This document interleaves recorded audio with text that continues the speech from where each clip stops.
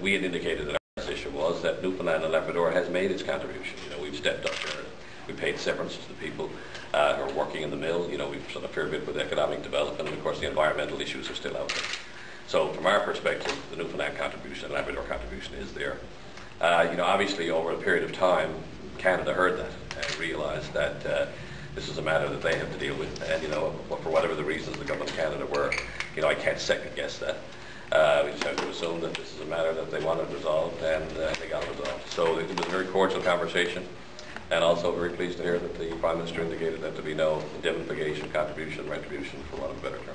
So no concerns about what impact this could have on your request for help with the Lower Churchill or other projects? No, the Prime Minister's already indicated that that's a fair application. If it's a fair application, it will be treated fairly. This is a great project for Canada. I've said it time and time again. It's the best green project in North America. It'll provide benefits to 6 provinces at least, certainly the 4 Atlantic provinces plus Ontario, Quebec, and on top of that it will clean up a lot of the, for want of a better term, the dirty emissions that are coming from, from Seal Cove Hollywood Generating Station. So it's a great project, and if the Government of Canada sees fit to participate in this piece, they have control of their will, and that's a very, very valuable location in Grand Falls.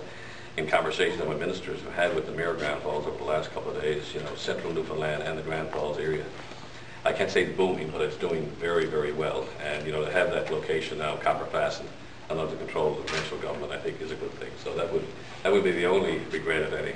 You've gone to the Supreme Court of Canada over the cleanup issue of the mill you have with when the Quebec courts denied the appeal.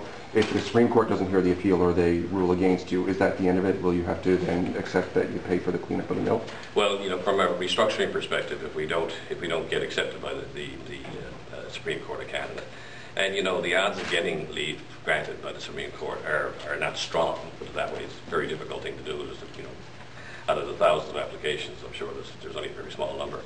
But there's also an application, of course, now by Abitibi in the Supreme Court of Newfoundland and Labrador as well, to have those set aside. So there's a lot of actions, counteractions that are going on. But from the people's perspective, we'll continue to pursue our environmental remedies as far as we can pursue them. If it happens to be a shell company at the end of the day that has no assets and we can't get at it, then obviously the environmental liabilities are something obviously we have to assume. But fortunately, we're in the position that we have the assets. If we had not expropriated, we would have nothing to go against these environmental liabilities. I think it's a very good position. I really do. These are mature parties here, the Government of Canada and a major corporation that have agreed upon a price, and if that price is $130 million, I think the documentation that's actually being filed by Abitibi in the Quebec courts on the restructuring as well, I think in the American courts for approval indicates that. Well, either way, there was going to be a cost with regard to the expropriation, and I think that's legitimate.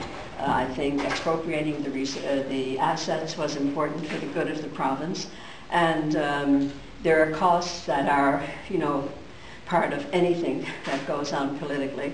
I think that we give a lot to this country. The resources that we have here in this province benefit the country on a whole in many, many ways. And it's part of being a federation. There's no doubt about that. And when you're dealing with an issue that has an international connection to it, as this one does, then that is what a federation does. So it was done under the guidance, of course, that we did the right thing at the right time, because we were going to end up with nothing if we didn't do it. But of course, quite often when you act in haste, you find out later that there was some waste.